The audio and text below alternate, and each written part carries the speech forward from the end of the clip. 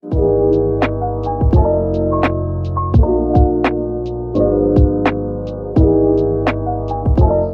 and welcome to my channel. For those of you who have not been here before, my name is Jennifer Lee, and every week I cover various topics around mindset, strength and movement, and nutrition, and pretty much anything else that attains to optimal health and well-being for women. So this week's topic is a request, and that is how to build muscle as a female. So if you have any requests, feel free to leave in the comments, send me a message, and I will look at covering those topics in future videos. So there are a million reasons why you should want to put on muscle, including increasing bone density, protecting yourself from injury, improving your body composition, improving your metabolism and metabolic health, building nervous system resilience, having independence, so being able to pick things up on your own, and also building confidence. So one of the most overlooked things that comes from females and weight training, it's not just about aesthetics, is how it makes you feel from the inside out. So our nervous system is the number one driver of everything pertaining to our health and well-being, and weight training improves the resilience and the strength of your nervous system. So with that being said, let's get into how you build muscle as a female. First of all, there are a few things that you should do and a few things that you shouldn't do. So you should eat maintenance calories or above. You should lift weights. You should focus on recovery, and you need to make sure that you sleep well. And you shouldn't diet all the time or do lots of cardio. Okay, so we're going to cover what you should do training-wise, what you should do nutrition-wise, and what you should do regarding your rest and recovery. So first of all, let me just pop onto the screen a little bit of my journey. So I started weight training when I was 15 years old. It took me about 10 years to work out exactly how to do it properly, because it wasn't popular for women back then. We used to do a lot of what the men were doing, but to not the same results. I did my first bodybuilding competition in 2010, and then again in 2012.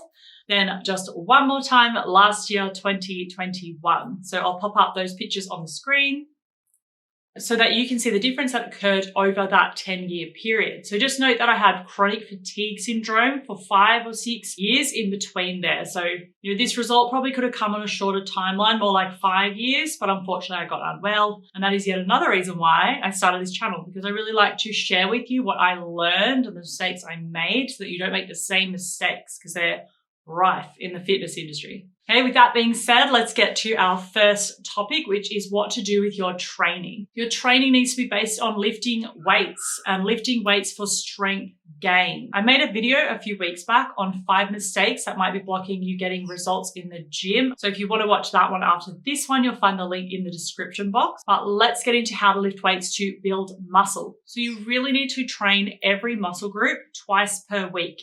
This is essential, especially as a beginner, because you're just not going to be able to train hard enough in a way that is going to lead to lasting results. So you want to train, let's just say you do something like legs and shoulders on Monday and Thursday, and then you did your chest, back and arms on Tuesday and Friday. So that would be the perfect kind of split. That's a very simple example. And if you did 3 days per week, you would do an upper body day, a lower body day, and a full body day. So every muscle group twice a week, and you shouldn't do weight training sessions longer than 1 hour. So muscle building, just like everything else pertaining to weight training, more is not better, because it does overload your nervous system. So when you overtrain, this can actually have a catabolic effect, meaning it will actually churn through muscles. So you really want to find the perfect amount of training for you. If you're a beginner, 3 days a week. If you've been going for 12 weeks or more, you can probably up that to 4 days a week, and then not until you've trained for, say, 6 months or more would you want to go 5 days a week. So always making sure you're training at your training age and starting with an amount that is right for where you are right now. And you need to be honest about that with yourself, because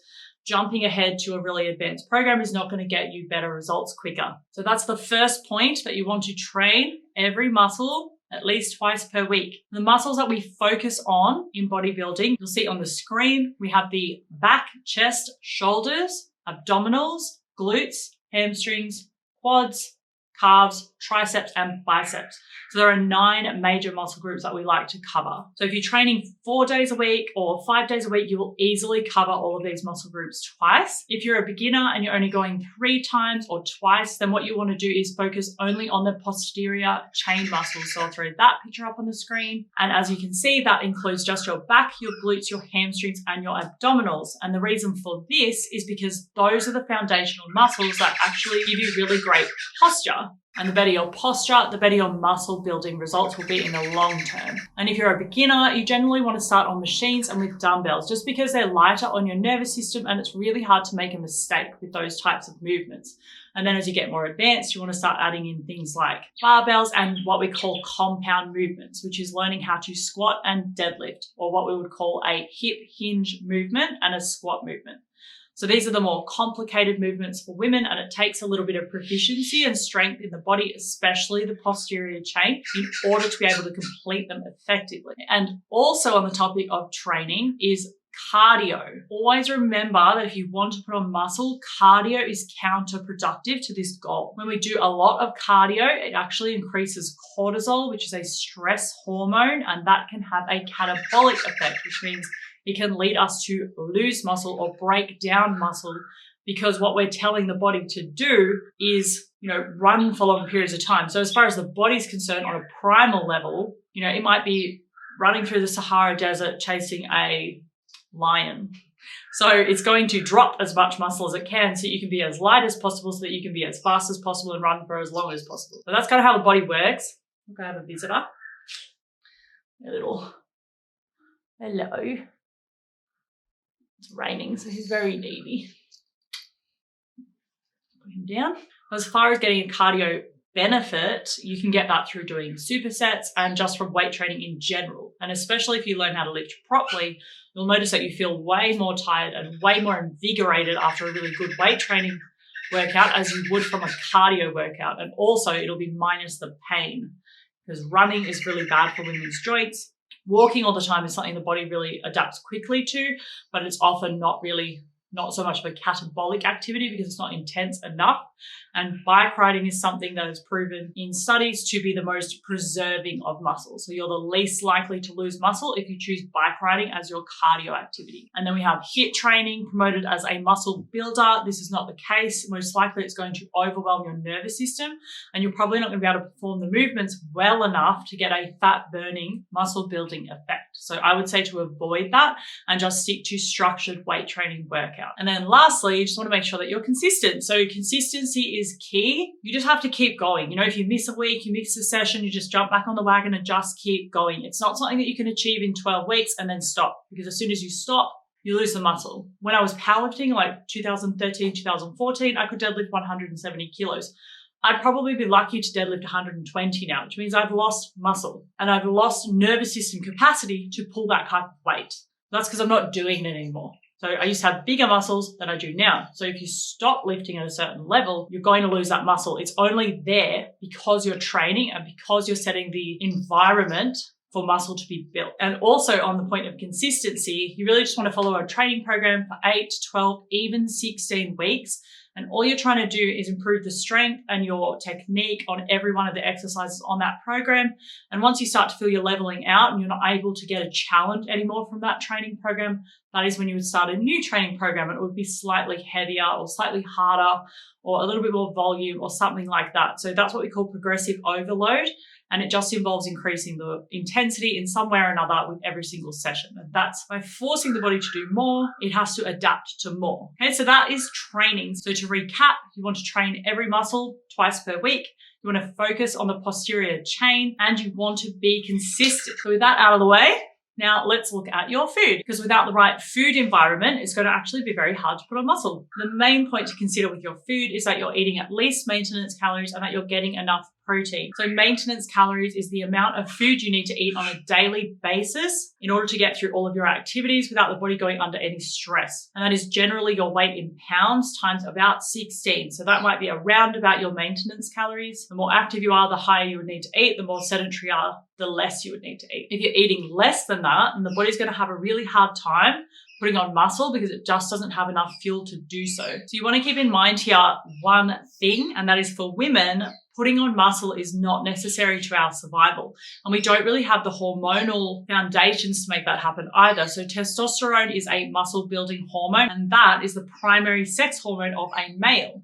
Whereas we have estrogen is actually really fantastic at putting on fat. So we have fat building hormones, they have muscle building hormones. So we're already kind of at a loss here. So what we need to do is we really need to set up these perfect conditions for our body to actually want to put on muscle, and also understand it will want to lose it just as quick, because it is not essential for our survival. What is essential for our survival is that we have enough body fat and enough calories coming in that we can make and take care of a baby. So that's kind of our fundamental purpose on this earth. I know we want to do more, but our body only really cares about that. And we want to focus on protein. So you want to get your weight in pounds in protein per day. If you're looking at your weight in kilograms, you just multiply your weight in kilograms by 2.2, and that is your pounds, and you need to eat that much protein. And that's not like, let's just say it's 130 grams of protein per day.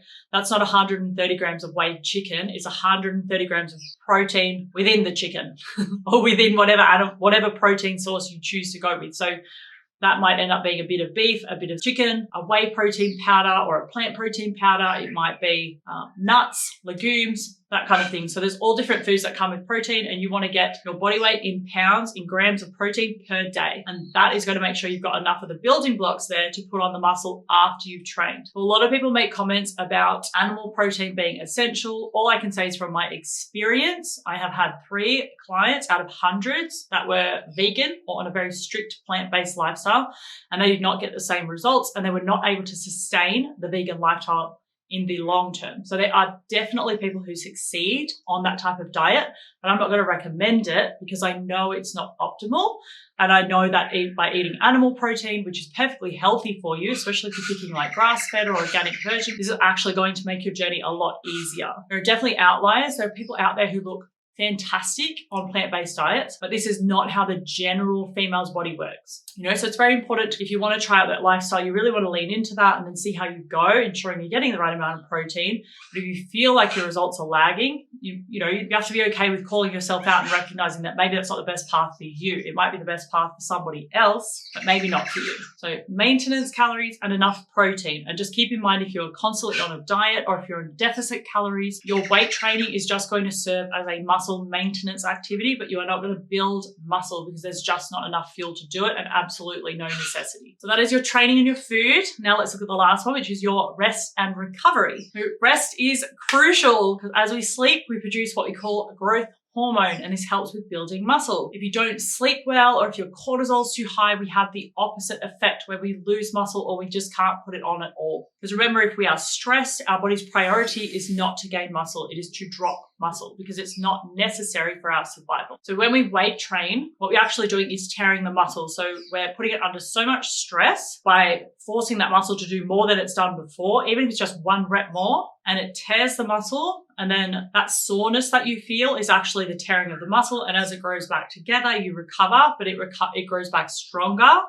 And then the next time you can lift that weight again. So that's how the body works. It adapts to everything that you push it to do. So if you do a shoulder press and you do 7 kilos for 3 sets of 10, and the next week you do 8 kilos for 3 sets of 10, you've created the conditions for the body to put on more shoulder muscle for you to lift that heavier weight. That's how that works. But if you don't rest, the recovery process is stunted and you don't get as much out of your training. So that's why I suggest 3 days a week or 4 days a week for a beginner, and 5 days a week only if you've been going to the gym for 6 months or more. And I almost never recommend more than that because there's just not enough recovery. In fact, I find 4 days is the optimal amount of training for most women to get enough rest and enough muscle building time. So sleep and rest. More is not better when you're trying to put on muscle. It's just about creating gradual overload and really healthy conditions through increased nutrition and protein and really great weight training programs, and you'll be able to put on the muscle that you're looking for. So in summary, you want to focus your training on lifting weights and limiting cardio. Food-wise, you want to focus on eating maintenance calories or even higher and optimizing protein. And recovery-wise, you want to make sure you're getting 3 or 4 days rest in between each muscle group and lots of sleep. But just keep in mind that things like pre-trainers, keto diet, vegan diets, HIIT cardio, these aren't optimal ways to put on muscle. These are very heavily marketed products or ways of eating that sound really great on paper, but most often when put into practice are not the most optimal way to go about it. So just keep that in mind. The simple things work every time. And those things that I just shared with you is exactly what I practice with my clients over and over again for the last 10 years with perfect results. So I hope you enjoyed this video. Remember that this is a request. And if you have a request, also feel free to drop it in the comments and I will look at covering it in the next few weeks. Happy training, and I will see you next week.